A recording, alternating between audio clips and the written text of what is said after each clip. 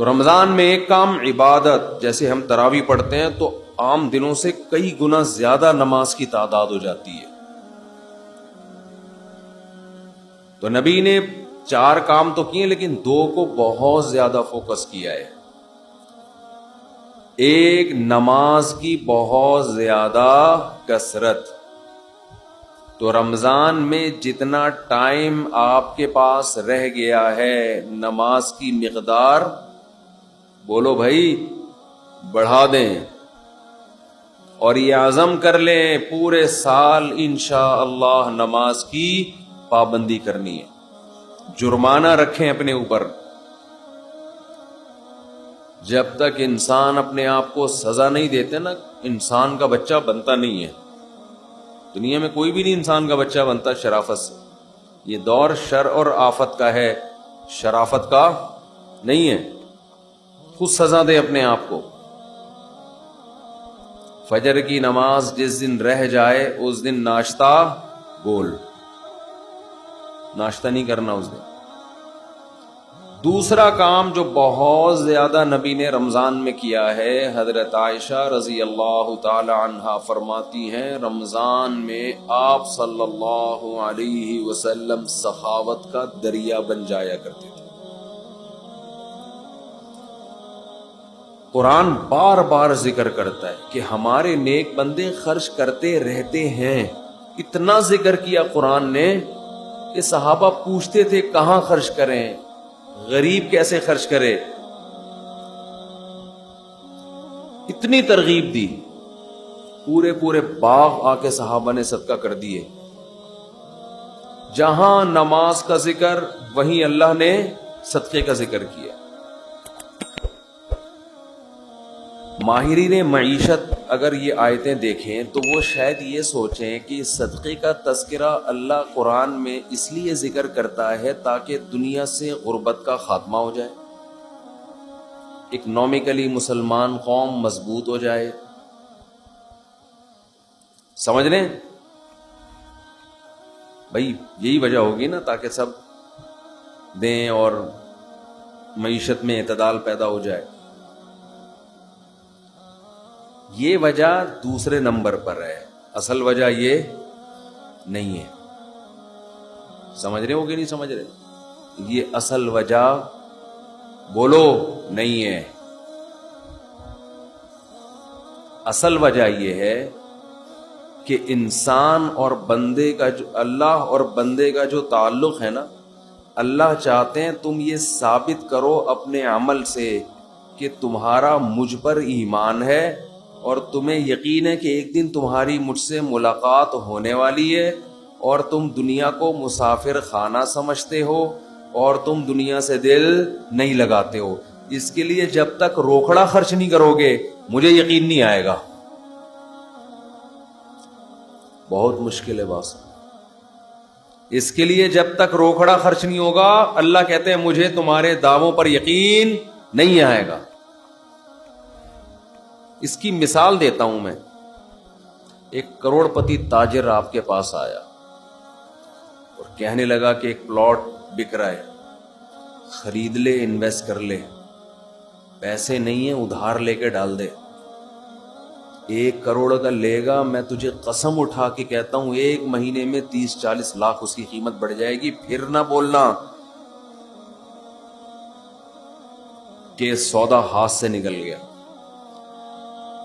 اس کی جگہ جب میں ہوں گا تو میں اسے مشورہ دوں گا اگر تجھے اتنا ہی یقین ہے کہ یہ 1 مہینے میں 1 کروڑ سے 1 کروڑ 50 لاکھ کا ہو جائے گا تو اپنے پیسے لگا دے. کیا خیال ہے وہ؟ اب وہ جواب میں ای آ چوں چاں چیں چوں کرنے لگے. اس کا مطلب اس کو یقین بولو نہیں.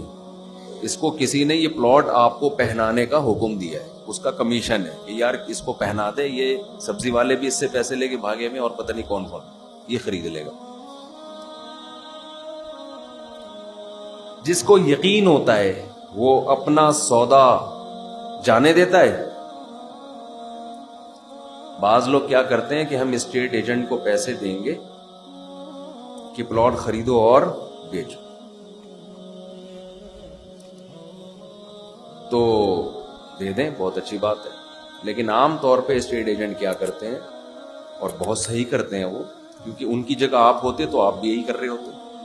جہاں لگا کہ انویسٹمنٹ کم اور پروفٹ زیادہ، تو وہ آپ کا نہیں بلکہ اپنا پیسہ لگائے گا اس میں.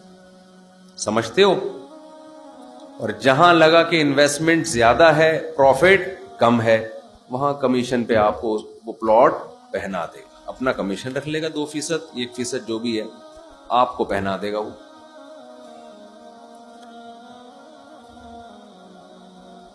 سارے نہیں ہوتے لیکن ہم اکثر ایسا ہی ہو رہا ہوتا ہے.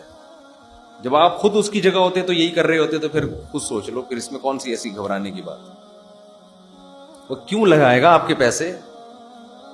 جہاں انسان کو یقین ہوتا ہے کہ یہ مجھے ملنے والا ہے 100% پروفٹ، وہاں کس کا پیسہ لگاتا ہے؟ اپنا. اور جہاں خطرہ ہوتا ہے وہاں کس کا لگاتا ہے؟ دوسروں سے پیسے لے کے لگاتا ہے. سر ایک بڑا اچھا پروجیکٹ آیا ہوا ہے، بہت بہترین پروجیکٹ ہے، آپ لگا لیں اس میں پیسہ. اللہ تعالی یہ دیکھنے کے لیے کہ یہ مجھ پہ یقین رکھتے ہیں کہ نہیں رکھتے، یہ مجھے رزاق جو کہتے ہیں کہ میں روزی دیتا ہوں، یہ خالی پیلی کے نعرے ہیں، ہوائی باتیں ہیں، یا یہ مانتے ہیں کہ رزق کس کے ہاتھ میں ہے؟ میرے ہاتھ میں. ان کو یقین ہے کہ ایک دن قیامت قائم ہوگی، جس دن اپنے گناہوں کے بوجھ تلے یہ دبے ہوئے ہوں گے، اور اس دن ان کو پتا ہے کہ اگر انہوں نے صدقہ خیرات کیا ہوگا تو اللہ کا غضب اس صدقے کی برکت سے ٹھنڈا ہوگا. ان کو اگر یقین ہے تو یہ پیسہ خرچ کیوں نہیں کرتے؟ سمجھ میں آ رہی ہے بات کہ نہیں آ رہی ہے؟ اور خرچ کا مطلب ٹرائی کرنے کے لیے خرچ کیا جاتا ہے. دیکھو، جس بزنس میں پروفٹ کا آپ کو یقین نہ ہو، امکان ہو، انویسٹمنٹ وہاں بھی کر دیتے ہو، مگر بڑی انویسٹمنٹ بولو نہیں کرتے. ٹرائی یار، ایک فائل لے کے ڈال دے یار. ایک فائل لے کے اسٹیٹ ایجنٹ کو کیا بولتے ہو؟ یار سب لوگ خریدنے، ہماری بھی ایک لے کے ڈال دے. اتنے پیسے ہیں میرے پاس، 10 لاکھ 15 لاکھ 20 لاکھ 30 لاکھ. کچی آبادی میں بھی لوگ پلاٹ لے لیتے ہیں. سوچو 10 20 لاکھ کے انویسٹمنٹ تو کچی آبادی میں کر رہے ہیں. کبھی اللہ کے لیے 10-15 لاکھ کی انویسٹمنٹ کی کسی نے؟ نہیں آئی کھوپڑی میں بات ہے. یعنی اللہ کو قرضہ دینے میں اتنا بھی رسک نہیں لے رہے جتنا کچی آبادی میں 10-15 لاکھ کے پلاٹ کا رسک لے رہے ہوتے. مطلب اتنا اللہ کے پاس جب انویسٹمنٹ کرتے ہیں نا، تو 20 روپے دے دیے اس کو وائپر والے کو جو آپ کا گاڑی کا شیشہ صاف کر رہا ہے، حاتم طائی کی خبر پہ لات مار دی. اللہ کے لیے جب انویسٹمنٹ کر رہے ہوتے ہیں تو گھر میں جو راشن آ رہا ہے، انڈے پراٹھے بیوی کو جو کھلا رہے ہیں، اسی میں نیت کر لی صدقے کی. ٹھیک ہے وہ بھی صدقہ ہے، لیکن وہ تو آپ کو دینا ہے، وہ تو نو کا آپشن ہی نہیں ہے آپ کے پاس. خیر کوئی رفیع بھائی، کوئی کسی کے پاس، کسی کے باپ کوئی مائی کا لال ایسا پیدا ہوا، گھر والوں نے کہا 6 انڈے لاؤ اور آپ 5 لے آئے، ایسا کوئی بھی ہو سکتا ہے. وہ چنگیز خان میں اتنی ہمت ہو. تو اللہ یہ دیکھنے کے لیے کہ مجھ پر ایمان رکھتا بھی ہے کہ نہیں رکھتا. تو اللہ ہم سے کیا مانگتے ہیں؟ پیسہ مانگتے ہیں. اس لیے نہیں کہ اکانومک ملک کی بحال ہو جائے، غربت کا خاتمہ ہو جائے. غربت کے خاتمے کے لیے اگر صدقے کا حکم ہوتا تو غریب کو صدقے کا حکم کیوں ہوتا کہ وہ بھی کرے صدقہ؟ ہے بھائی، اسلام تو غریب کو بھی کہتا ہے اتقوا النار ولو بشق تمرۃ. غریب کو حکم دیا جہنم کی آگ سے بچو، صدقہ کرو. غریب کہے گا، خاص طور پہ صحابہ کے زمانے کے غریب تو ایسے غریب تھے کہ ایک ازار ہے ٹوٹل ملکیت، اوپر پہننے کی قمیض بھی نہیں ہے. یہ ایسے ایسے غریب جو آج کل آپ کو ملیں گے نہیں. اتنے غریب صحابی کو حکم دیا جا رہا ہے کیا کرو؟ صدقہ کرو، تاکہ اللہ کے غضب سے حفاظت ہو. وہ پوچھیں گے کیسے صدقہ کریں؟ آپ نے فرمایا شق تمرہ، کھجور آدھی توڑو، آدھی خود کھاؤ، آدھی کسی اور کو کھلا دو، صدقہ کر دو کسی کو۔ کیا اس سے غربت اکنامکلی قوم مضبوط ہو جائے گی؟ ہے بھائی، آدھی کھجور وہ کسی کو دیں گے، کیا معیشت بحال ہو جائے گی قوم کی؟ تو خوب سمجھ لو، زکوٰۃ صدقہ خیرات کا بنیادی مقصد قوم کو معاشی لحاظ سے مضبوط کرنا نہیں ہے، یہ اس کی ایک حکمت ہے۔ نتیجہ نکلے گا کہ قوم معاشی لحاظ سے مضبوط ہوگی، غربت کا خاتمہ ہوگا، نتائج میں یہ بات داخل ہے۔ آپ کو جو حکم دیا جا رہا ہے وہ اس لیے نہیں، بلکہ وہ آپ کا خدا سے تعلق کتنا ہے، آپ اس پر ایمان رکھتے ہو، آپ اپنے آپ کو اس کا غلام سمجھتے ہو کہ نہیں سمجھتے؟ آپ کو اس کے وعدوں پر یقین ہے؟ من ذا الذی یقرض اللہ قرضا حسنا، اللہ کہتے ہیں کون ہے مجھے قرضے دے، قرضہ دو، قرضہ، اور میں سود لگا کے دوں گا، واپس بڑھا کے دوں گا۔ جس کو یقین ہے کہ رزاق اللہ ہے، کھلاتا وہ ہے، میں جو دے رہا ہوں یہ پیسے ضائع نہیں ہو رہے، یہ رب کو دے رہا ہوں، وہ سخاوت کا دریا بنتا ہے۔ اور جس کو یقین ہی نہیں ہے وہ ہر وقت نوٹ بیٹھ کے گنتا رہے، کمیٹیاں ڈال ڈال کے اور گھسیٹ رہے، کمیٹیاں ڈال ڈال کے، پیٹ کاٹ کاٹ کے کمیٹیاں ڈالی ہوئی ہیں۔ عربی میں نا کنجوس کے لیے دو الگ الگ الفاظ استعمال ہوتے ہیں۔ There are two types of کنجوس،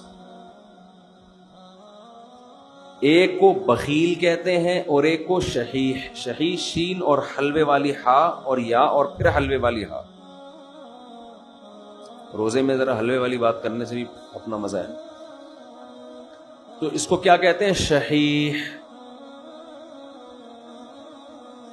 یہ کنجوس کی سپرلیٹو ڈگری ہے۔ کنجوس اسے کہتے ہیں جو دوسروں پہ خرچ نہ کرے۔